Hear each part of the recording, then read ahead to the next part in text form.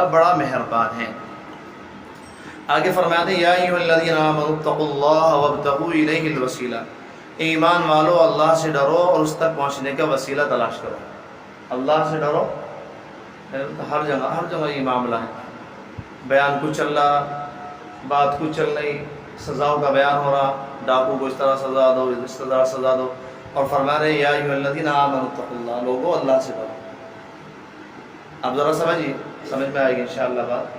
دنیا میں کوئی بڑی سے بڑی طاقت، کوئی بڑی سے بڑی حکومت ایسی نہیں کہ جو مجرموں کو گناہوں سے روک سکے۔ آج کے زمانے میں آپ دیکھ لیجئے کتنی CID، کتنی CBI اور فلاں کمپنی اور فلاں کمپنی اور اتنا زبردست پولیس کا نظام، اس کے باوجود چوریاں کتنی بڑی ہیں، اس کے باوجود زنا کتنے بڑے ہیں، اس کے باوجود ڈاکے کتنے بڑے ہیں۔ حکومت وقت خود پریشان ہے کہ چاہے جتنی ان کے پیچھے فورس لگا دو، پولیس لگا دو، لیکن اس کے باوجود یہ تمام کام چلتے جا رہے ہیں۔ تو یہاں اللہ تعالیٰ نے واتقوا اللہ فرمایا، یہ اشارہ اسی طرف ہے کہ صرف ایک چیز ہے، صرف ایک چیز جو آدمی کو بند پردوں کے پیچھے بھی گناہوں سے روک سکتی ہے، علانیہ طور پر بھی گناہوں سے روک سکتی ہے، چوریاں بھی بند ہو سکتی ہیں، ڈاکے بھی بند ہو سکتے ہیں، زنا بھی بند ہو سکتے ہیں، فحش حرکات بھی بند ہو سکتی ہے۔ وہ کیا ہے؟ اللہ کا ڈر پیدا کر لو دل میں، سمجھے؟ اب جس آدمی کے دل میں اللہ کا ڈر، اللہ کا خوف، آخرت کا استحضار پیدا ہو جائے گا، بتائیے وہ چوری کر سکتا ہے، وہ زنا کر سکتا ہے، وہ جھوٹ بول سکتا ہے، وہ غیبت کر سکتا ہے۔ اگر 7 کمروں کے پیچھے بھی ہوگا وہ، تو حضرت یوسف علیہ السلام کی طرح کہے گا انی اخاف اللہ۔ جب زلیخا گئی قال حیت لک، آؤ میرے پاس، قال معاذ اللہ، میں اللہ سے ڈرتا ہوں۔ اگر اللہ سے خوف رکھنے والا آدمی 7 تالوں کے پیچھے بھی ہوگا تو وہاں بھی یہ کہے گا انی اخاف اللہ، میں اللہ سے ڈرتا ہوں۔ تو اسلام چاہتا یہ ہے، شریعت چاہتی یہ ہے کہ لوگوں کے دلوں میں اتنا تقوی، اللہ کا اتنا خوف، اللہ کی اتنی محبت راسخ کر دی جائے، گویا کہ کوٹ کوٹ کر بھر دی جائے کہ دنیا میں کہیں جرم نہ ہو، دنیا میں کہیں زنا نہ ہو، دنیا میں کہیں چوری نہ ہو، دنیا میں کہیں ڈاکہ نہ ہو۔ یہ ہے اصل چیز۔ ورنہ آپ لاکھ پولیس لگائیں، کون سنتا ہے پولیس کی؟ بھائی 10 دن جیل میں رہ کے پھر دوبارہ چوری کر کے دکھاتے ہیں اور کہہ کے جاتے ہیں دوبارہ چوری کروں گا، کر لیے جو کرنا۔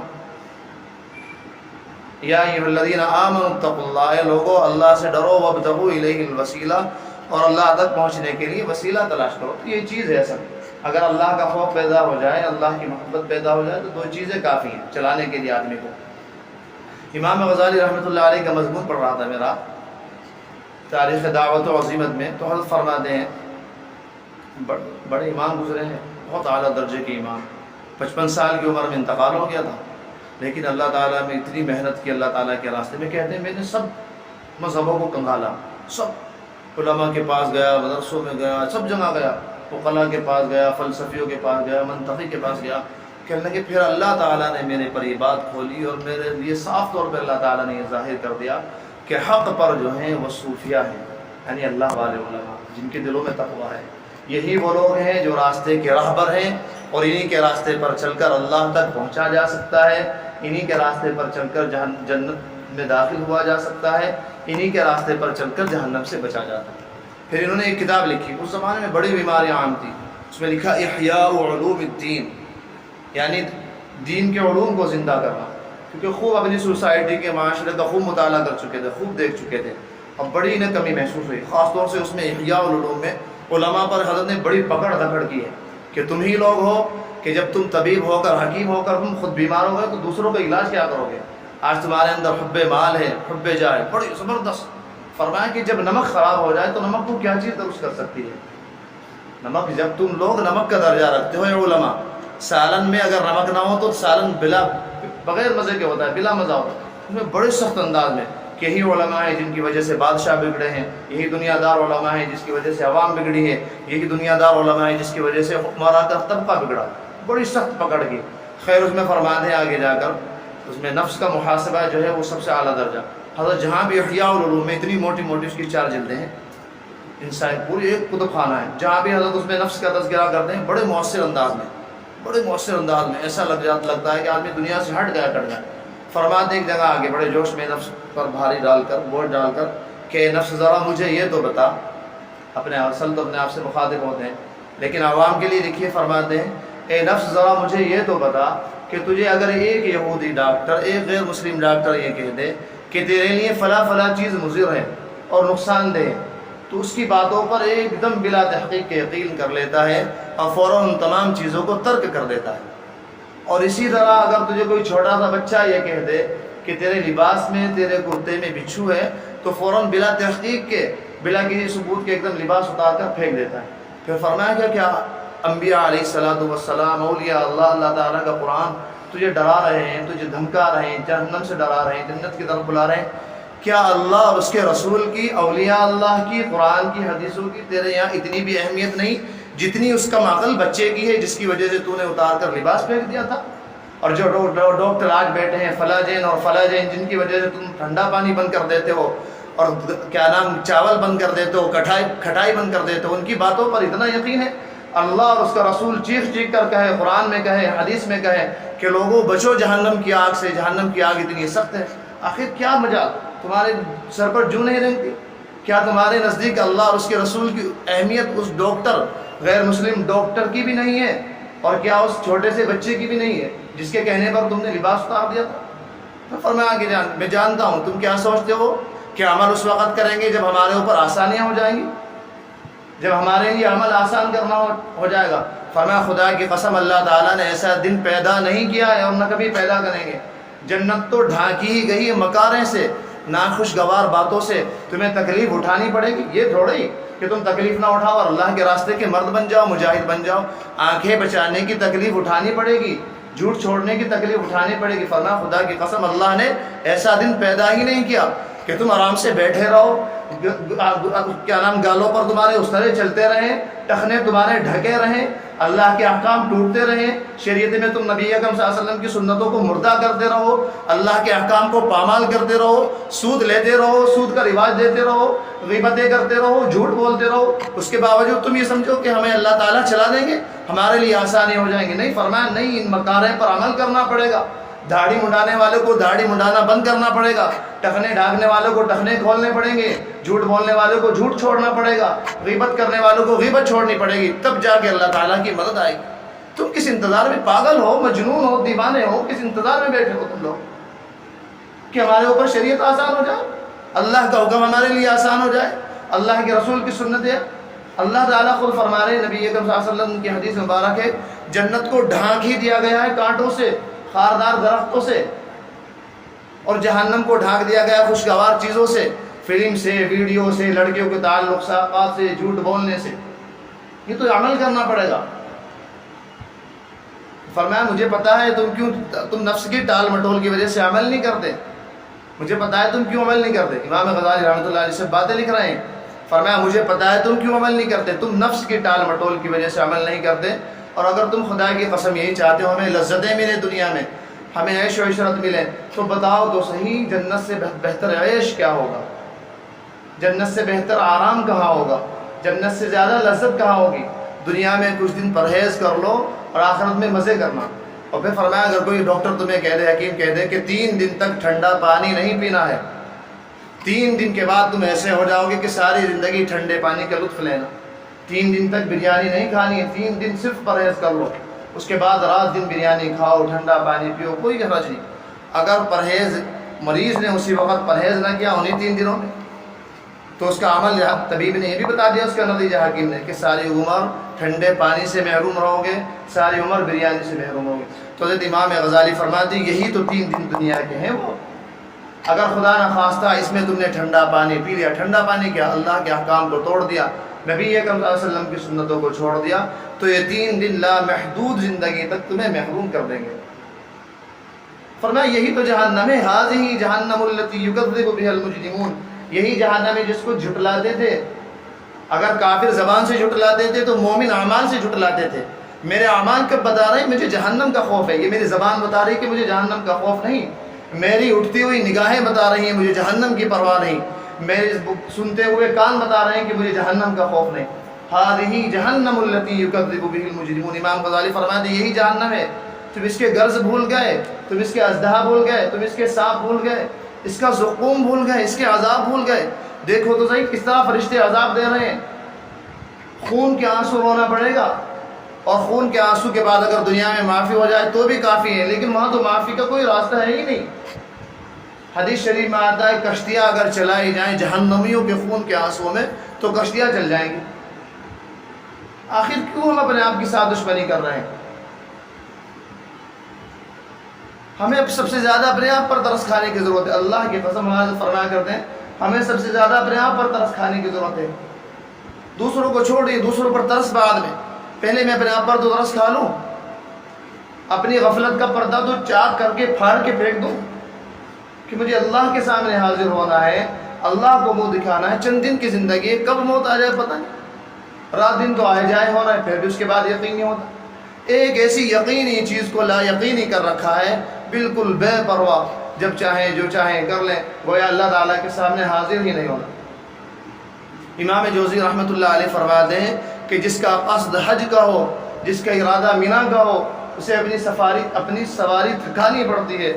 جس کا ارادہ جنت کا ہو، جس کا ارادہ اللہ کی محبت کا ہو، اسے اپنے نفس کو تھکانا پڑتا ہے، مکارہ برداشت کرنے پڑتے ہیں، تکلیفیں برداشت کرنی پڑتی ہیں، اللہ کے احکام اور قانون کی تلواریں کھانی پڑتی ہیں، سر عام سر بازار نظروں کو جھکانا پڑتا ہے، چلتی ہوئی زبانوں کو بند کرنا پڑتا ہے، سنتے ہوئے کانوں کو بند کرنا پڑتا ہے۔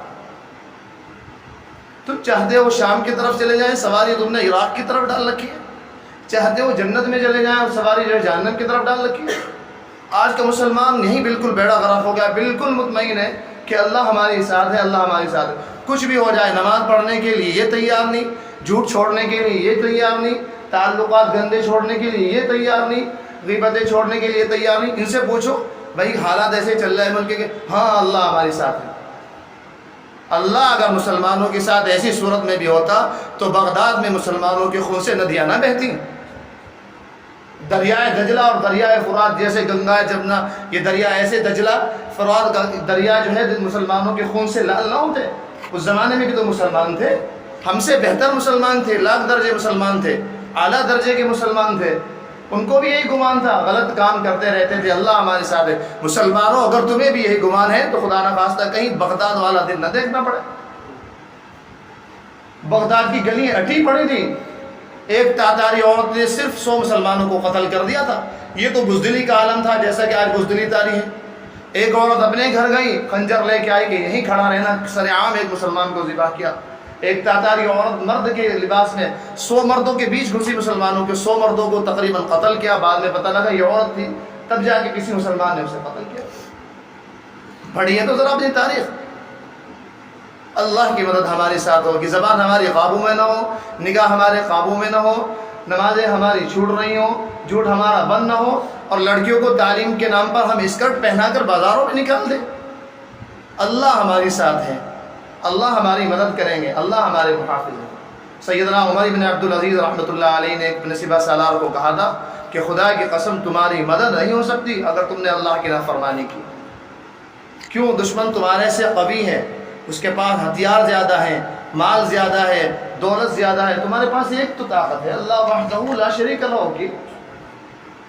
اگر تم اس کو ناراض کر لو گے، ہتھیار تمہارے پاس نہیں، مال دولت تمہارے پاس نہیں، سائنس تمہارے پاس نہیں، ٹیکنالوجی تمہارے پاس ہے، اگر تم ایک زبردست طاقت کو بھی ناراض کر لو گے تو پھر معاملہ کیسے حل ہوگا بھائی؟ یہ سب سے بڑے اس وقت اس دور کے مغالطے میں مسلمان جی رہے ہیں کہ اللہ ہمارے ساتھ ہے، گناہ کر کر کے اللہ ہمارے ساتھ ہے۔ یقیناً اگر نیک اعمال ہوں گے تو اللہ ساتھ ہوگا، لیکن گناہ کر کے ساتھ نہیں ہوگا۔ ذرا تاریخ پڑھ لیجیے اٹھا کر۔ سیدنا حسن بصری رحمۃ اللہ علیہ فرماتے ہیں اتنی گفتگو بہت ہے، یہ بہت ہے، لیکن لوگوں تمہارے دل زندہ تو ہو، تمہارے دلوں میں حیات تو ہو۔ میں بہت بول چکا، میں نے بہت تقریر کر لی۔ سیدنا حسن بصری جن کے بارے میں بعض غیر مسلم مورخین نے، غیر مسلم تاریخ لکھنے والوں نے، عیسائیوں نے لکھا، یہودیوں نے، کہ امت مسلمہ کو جن چند ہستیوں پر رشک کرنا چاہیے ان میں سے ایک سیدنا حسن بصری رحمۃ اللہ علیہ۔ یہ وہ شخص ہیں کہ انہوں نے، ان کا بچپن حضرت ام سلمہ رضی اللہ تعالیٰ عنہ جو نبی اکرم صلی اللہ علیہ وسلم کی اہلیہ محترمہ اور پوری امت کی ماں، ان کی گود میں ان کا بچپن گزرا ہے۔ فرمایا سیدنا حسن بصری ایسی شخصیت ہے کہ اگر غیروں کو بھی، غیر مسلموں کو بھی رشک ہونا چاہیے تو اس پر رشک کرنا چاہیے۔ وہ فرمانے جب بھی بیان کرتے تھے یہی فرماتے تھے کہ بہت بیان کر لیا، تمہارے دلوں میں زندگی تو ہو، تمہارے دلوں میں حیات تو ہو، یہ بیان جبھی تو اندر اترے گا۔ ایک مرتبہ ایک صاحب حاضر ہوئے، کہنے لگے حضرت آپ بیان کرتے ہیں، بہت اچھا بیان کرتے ہیں، لیکن ہمارے اوپر اثر نہیں ہوتا، شاید ہم سو گئے۔ حضرت فرمایا سوئے نہیں، تم مر گئے، تمہارے دل مردہ ہو گئے۔ بھائی سوئے ہو کو اٹھایا جائے تو اٹھ جاتا ہے، ہاتھ سے ہلایا جائے تو اٹھے، ہاتھ سے نہ اٹھے تو لات مار دی جائے، ٹھوکر مار دی جائے تو اٹھ جاتا ہے۔ اس کے باوجود تم نہیں اٹھے تو تم سوئے ہوئے نہیں، تم تو مرے ہوئے ہو۔ آج کے دور میں ضرورت ہے اس بات کی کہ اس مادیت کے دور پر لگام لگا دی جائے۔ بیٹھے ہیں بس ہر ہفتے آنا جانا، میرا ہر ہفتے تقریر کر دینا اور آپ کا ہر ہفتے آنا جانا۔ ہر ہفتے کبھی محاسبہ کیا ہے کہ میرے گناہوں میں کتنی کمی آئی؟ 100 گناہ ہو رہے تھے، 99 ہوئے کہ نہیں؟ 98 ہوئے کہ نہیں؟ بس ایک روٹین، میری تفسیر کرنے کی روٹین، آپ کے آنے کی روٹین، اور بہت اچھا سمجھتے ہیں۔ بھائی ہر ہفتے محاسبہ ہونا چاہیے نا، کیا کھویا کیا پایا؟ سارے سہارنپور میں، ساری دنیا میں تقریر ہو رہی ہیں، لیکن ضرورت تو محاسبے کی ہے۔ اب کوئی ایسی ذات اللہ تعالیٰ امت مسلمہ کو عطا فرمائے، ایسی شخصیت کی ضرورت ہے جو اس سیل رواں کو روک دے، اس سیلاب پر بند لگا دے اور روحانیت کا دھارا بہا دے۔ سیدنا حسن بصری، صلاح الدین ایوبی، امام غزالی، ابن جوزی، مجدد الفسانی، شاہ ولی اللہ محدث دہلوی، رشید احمد گنگوہی، قاسم نانوتوی، ایسے لوگوں کی اس زمانے میں ضرورت ہے۔ اللہ تعالیٰ ہمیں پھر سے ایسی شخصیات نصیب فرمائے۔ ہمارے اعمال بھی تو ایسے ہوں جبھی تو اللہ تعالیٰ شخصیات نصیب فرماتے ہیں۔ ہارون رشید سے ایک صاحب نے کہا، جیسے آج کل علماء سے تو دشمنی کرنی ہے، ادھر سے کرو یا ادھر سے کرو، ان کی تو کمیاں نکالنی ہیں۔ بیچاروں کے اگر بیٹھنے کی وجہ سے پیٹ میں موٹے ہو گئے تو ان کے پیٹ موٹے ہو گئے، وہ ہر جگہ بیچاروں کے پاس اگر اللہ نے کہیں سے گاڑی بھجوا دی، گاڑیوں میں پھر رہے۔ علماء تو بھیک منگے رہیں، ہمارے سامنے ہاتھ پھیلاتے رہیں، چندی کی رسیدیں ہمارے سامنے، بس یہ کام ہے ان کی تو ہر طرف سے غلطی نکالنی ہے۔ پہلے ایسے ہوتے تھے، پہلے ایسے ہوتے تھے، اب ایسے علماء ہو رہے، ایسے علماء ہو رہے۔ ہارون رشید نے ایک بہت بہترین جواب دیا تھا۔ ایک صاحب نے کہا تھا کہ سیدنا عمر رضی اللہ عنہ پیوند لگا کر کپڑا پہنتے تھے اور تم زرق برق لباس میں اور گھوڑے پر سوار ہو رہے۔ کہنے لگے بے وقوفو، کس پر حکومت کر رہے تھے؟ سیدنا عمر ابن خطاب، ابو ہریرہ، عبیدہ ابن جرہ، ایسے ایسے صحابہ پر حکومت کر رہے تھے۔ جیسے تم عوام مملوک میری، ایسا ہی میں بادشاہ۔ تم ابھی بن جاؤ، تم ابو ہریرہ بن جاؤ، ابو عبیدہ بن جاؤ، سلمان فارسی بن جاؤ، میں ابھی عمر ابن خطاب بننے کے لیے تیار ہوں۔ بس علماء تو پکڑنا ہے، ان کی گردنیں موٹی ہو رہی، ان کے سر موٹے ہو رہے، ان کے پیٹ موٹے ہو رہے، یہ کر رہے وہ کر رہے۔ جیسے ہم ہیں نا ایسے ہی ہمیں علماء ملے ہیں۔ جس دن انشاءاللہ ہم بدل جائیں گے ہمارے علماء بھی بدل جائیں گے۔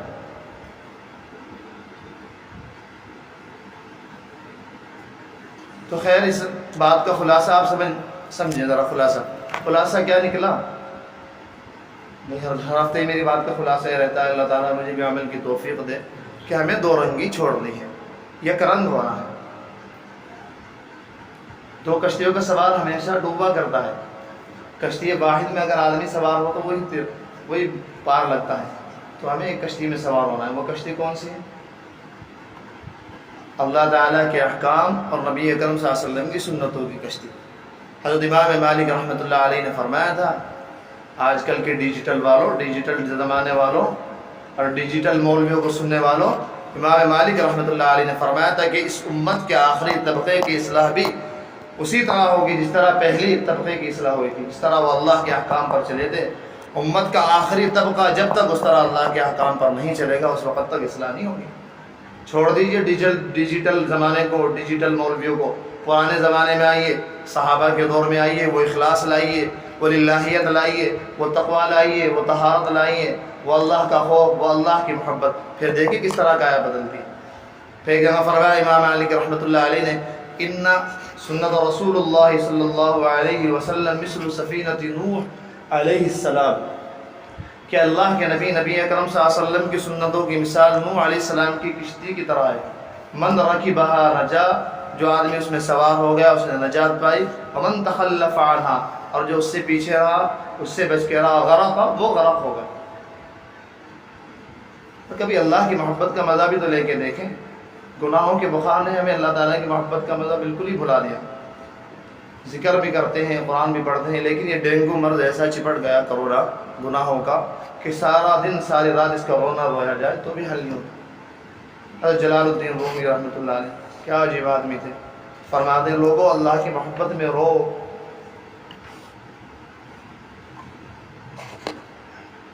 جب اللہ کی ذات کو پہچانیں تبھی تو، جب ان کی عظمت کچھ دل میں ہو۔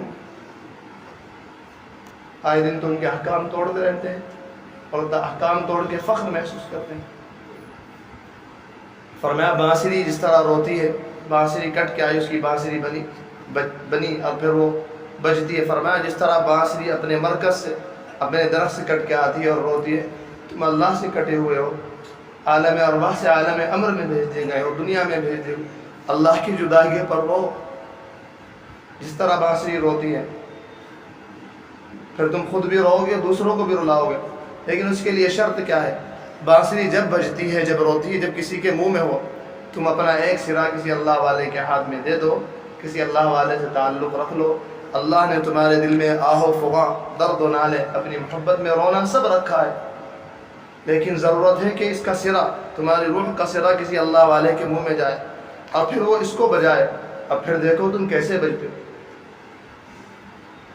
یہاں اللہ کی جدائیگی پر رونا تو دور کی بات، ان کی جدائیگی پر خوش ہوا جاتا ہے، فلمیں دیکھ کر خوش ہوتے ہیں، غیر محرم عورتوں سے تعلقات کر کے خوش ہوتے ہیں، غیبتیں کر کے خوش ہوتے ہیں، جھوٹ بول کر خوش ہوتے ہیں۔ جلال الدین رومی فرمانے کہ رو، اللہ کی جدائیگی پر رو۔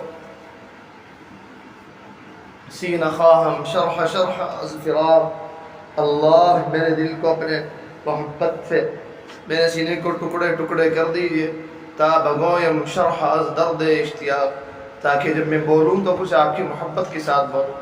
ایک جگہ فرماتے ہیں کہ تم یہ کہو کہ ہر وقت جلال الدین رومی روتا رہتا ہے، روتا رہتا ہے، مجھے رونے سے مت روکو، میری جدائی کا دودھ بہت سخت ہو گیا، یہ دودھ جو تھا خون بن رہا ہے، یعنی اللہ کی جدائیگی مجھ سے برداشت نہیں ہو رہی ہے۔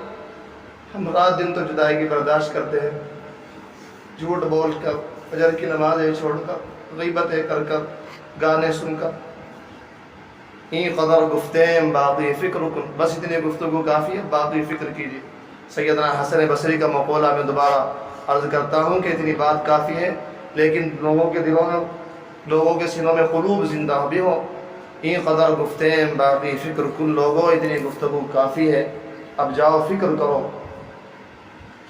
فرماتے ہیں یا ایھا الذین آمنوا اتقوا اللہ وابتغوا الیہ الوسیلہ، اے ایمان والو اللہ سے ڈرو، اس تک پہنچنے کے لیے وسیلہ تلاش کرو۔